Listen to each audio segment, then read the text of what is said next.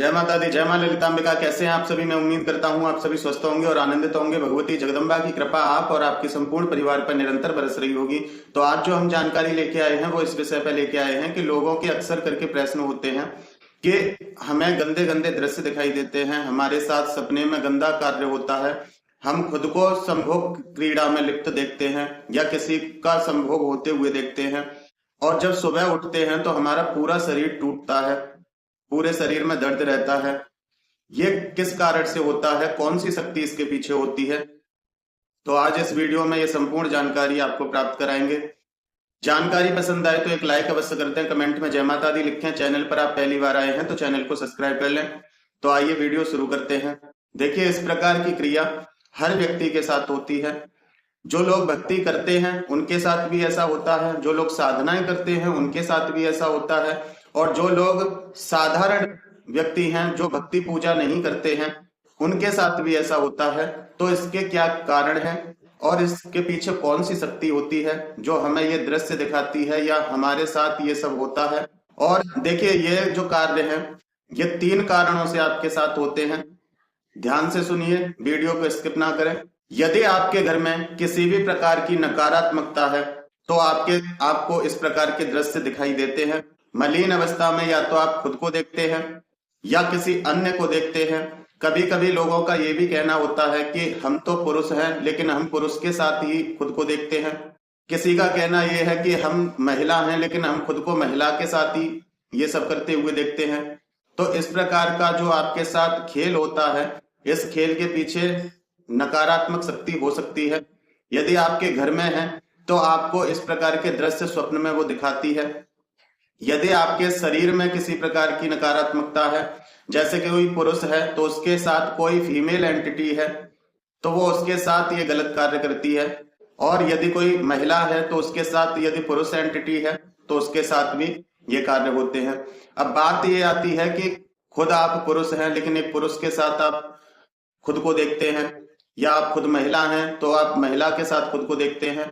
तो यहाँ विषय थोड़ा अलग हो जाता है। तो देखिए, इस संदर्भ में ऐसी एंटिटी होती हैं जो कि जीते जी उनकी मनोस्थिति इसी प्रकार की थी, तो मरने के बाद भी मनोस्थिति तो वही रहती है। तो कभी कभी इसलिए भी ऐसा होता है कि खास करके इन चीजों में ज्यादातर, जैसे कोई महिला है और वो महिला मलिन अवस्था में खत्म हुई है, यदि कोई स्त्री शादी के कुछ समय बाद ही मृत्यु को प्राप्त हो जाती है तो उसकी जो इच्छा है वो इच्छा अधूरी होती है, वो इच्छा उसकी पूर्ण नहीं होती है, जिस कारण से वो एक ऐसे पुरुष की तलाश करती है जो उसकी चपेट में जल्दी से आ जाए। और ऐसी एंटिटी की चपेट में वो पुरुष आते हैं जिनकी मानसिक स्थिति ठीक नहीं होती, जो हर किसी को गलत निगाहों से देखते हैं, जो गलत कार्यों में लिप्त रहते हैं, जिनकी सोच गलत है तो उसको जल्दी ये प्रभावित करती हैं, जो किसी का सम्मान नहीं करते हैं, हर किसी को गलत निगाहों से देखते हैं तो उनको ये बहुत जल्दी ग्रसित कर लेती हैं। इसी प्रकार महिलाओं में होता है। महिलाओं को अक्सर करके, जैसे कोई पुरुष है, जो पुरुष जीते जी सभी के साथ गलत आचरण करता था, सभी को गलत और गंदी निगाहों से देखता था, गलत कार्यों में लिप्त रहता था, और उस व्यक्ति की अकाल मृत्यु हो जाए या उस व्यक्ति का एक्सीडेंट हो जाए, किसी भी कारण से उसकी यदि अकाल मृत्यु हो जाती है तो वो भी किसी महिला को इसी प्रकार से ग्रसित कर लेते हैं। तो एक तो ये कारण होता है। देखिए, इसमें जिन्नात और जिन्नियां भी होती हैं। जिन्नियां अक्सर करके पुरुष को प्रभावित करती हैं और जिन्नात हमेशा स्त्री को। स्त्री और पुरुष के पति पत्नी बन के रहते हैं और अपना पूरा अधिकार जमाते हैं कि ये मेरी पत्नी है या ये मेरा पति है, इस प्रकार से। तो एक तो ये कारण होता है कि आपके साथ गलत कार्य का होना। अब देखिए, ये एंटिटी जिसके साथ इस प्रकार से लगी हैं तो उनके साथ गलत कार्य होता है, चाहे उन्हें लगता है कि हम स्वप्न देख रहे हैं लेकिन स्वप्न नहीं, वो हकीकत में होता है, जिसके कारण आपका शरीर, जब आप सुबह उठते हैं तो आपका शरीर टूटता है, आपको वीकनेस महसूस होती है, आपको थका थका महसूस होता है, गुस्सा आता है, चिड़चिड़ापन होता है, तो ये इस कारण से आपके साथ होता है।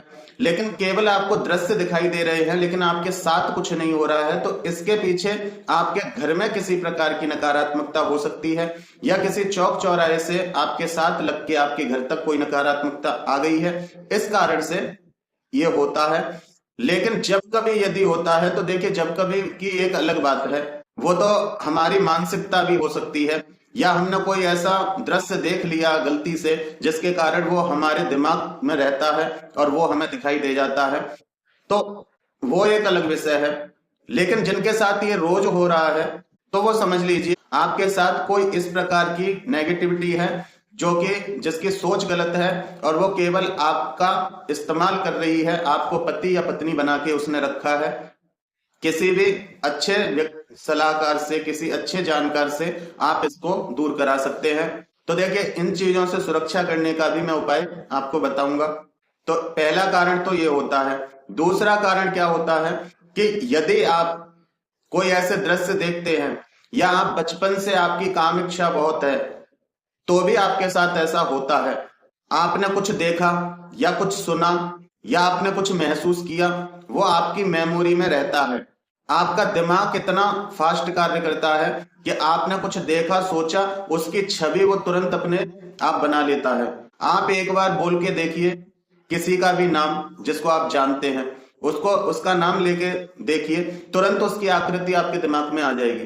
तो इसलिए जो आपने देखा है, जो आपने सुना है, जो आपने महसूस किया है, तो इसलिए भी आपको इस प्रकार के दृश्य दिखाई देते हैं। तो इससे बचने का सबसे आसान तरीका है कि आप जितना हो इन चीजों से दूर रहें, इस प्रकार की गतिविधियों से दूर रहें, मन को भक्ति में लगाएं, ब्रह्मचर्य का पालन करें, जिससे कि इस प्रकार की गतिविधि आपके साथ ना हो, आपकी सोच उस तरफ ना जाए और आप इन चीजों से बच सकें और अपने ब्रह्मचर्य का पालन कर सकें।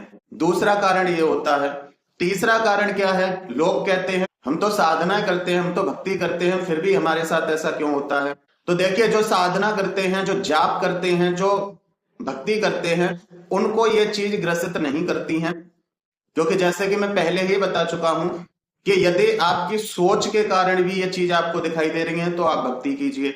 यदि किसी प्रकार की एंटिटी आपको परेशान कर रही है, यदि भक्ति भाव वाले व्यक्ति हैं, तो वो भी आपको नहीं छू सकती।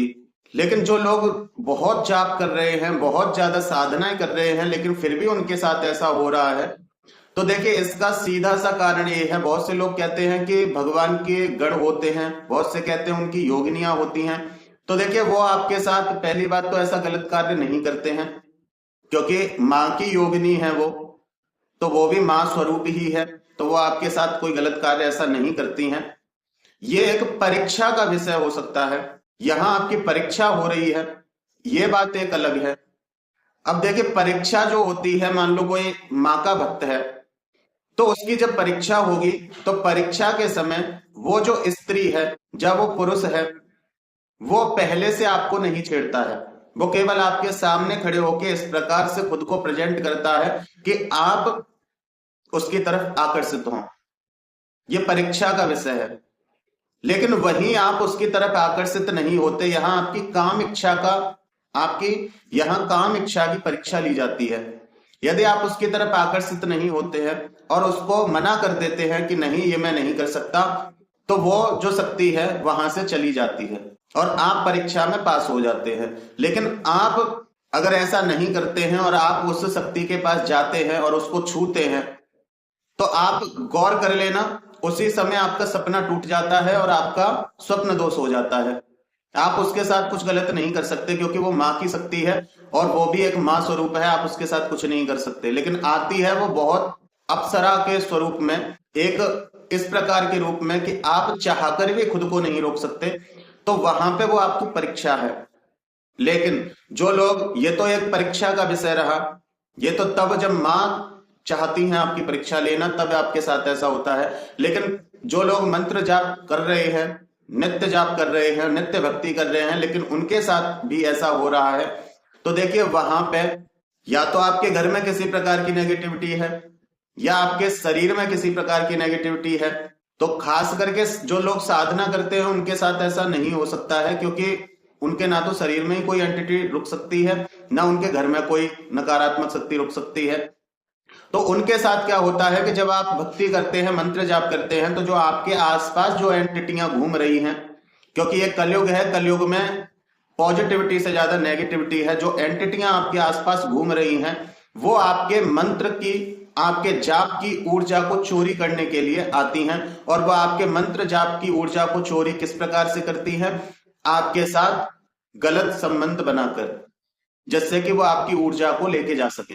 कुछ एंटिटी इस वजह से भी करती हैं कि यदि आपका ब्रह्मचर्य खंडित नहीं हुआ और आप इसी प्रकार से मंत्र जाप करते रहे, आप इसी प्रकार से भगवान की भक्ति करते रहे, तो आपका ऑरा इतना बढ़ जाएगा कि वो आपके आसपास भी नहीं भटक पाएंगे, और आप जहां भी रहोगे आप वहां वो एंटिटी नहीं टिक पाएंगी।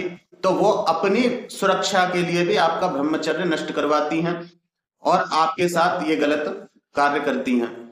अब इसमें दो प्रकार की एंटिटी होती हैं। एक एंटिटी तो वो होती है जो कि आपके साथ गलत कार्य करती है, लेकिन कुछ समय बाद जब आपका मंत्र जाप बढ़ता है, आपका ऑरा मजबूत होने लगता है, तो वो एंटिटी आपको ना तो छू सकती है, ना वो आपकी उस ऊर्जा को चुरा सकती हैं। तो वो क्या करती हैं? वो आपके सामने ऐसे दृश्य प्रकट करती हैं जिसको देख के आप अपना ब्रह्मचर्य तोड़ने पर मजबूर हो जाते हैं। वो आपको इस प्रकार से दृश्य दिखाती हैं। इस प्रकार से आपके साथ ये गलत कार्य होते हैं।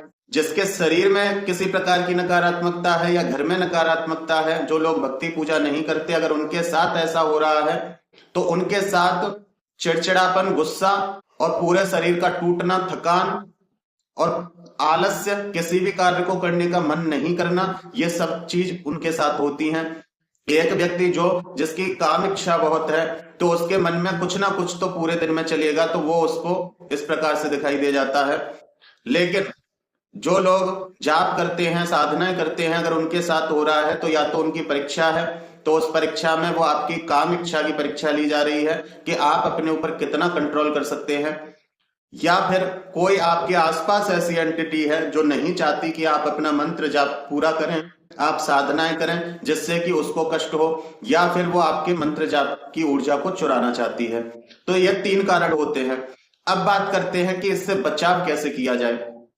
जो लोग भक्त हैं उनको भी ये करना है, जो लोग भक्ति नहीं करते, उनके साथ कोई नेगेटिविटी है, तो वो भी ये कार्य करेंगे, और जो लोग साधक हैं वो भी इस कार्य को कर सकते हैं। वैसे तो जो साधक होते हैं उनके पास अपने गुरु का ऑरा होता है, लेकिन कुछ ऐसे होते हैं जिनके गुरु नहीं होते लेकिन वो साधनाएं करते हैं, तो वो भी इस कार्य को कर सकते हैं।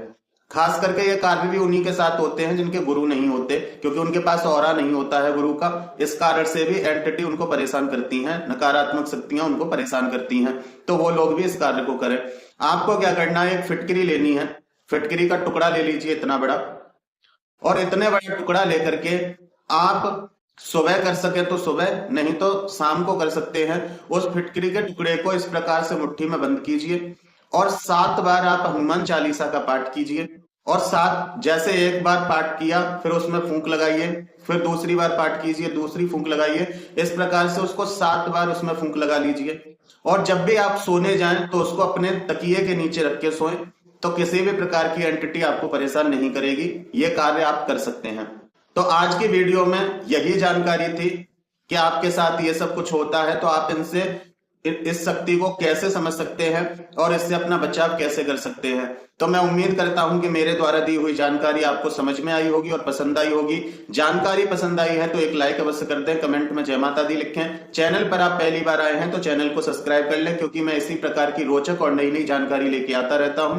फिर मिलते हैं एक अगली वीडियो में एक नई जानकारी के साथ। तब तक अपना और अपने परिवार का ध्यान रखें, भगवान की भक्ति करें, निरंतर भक्ति करें और भक्ति पथ पर आगे बढ़ते रहें। जय माता दी, जय मां ललितांबिका।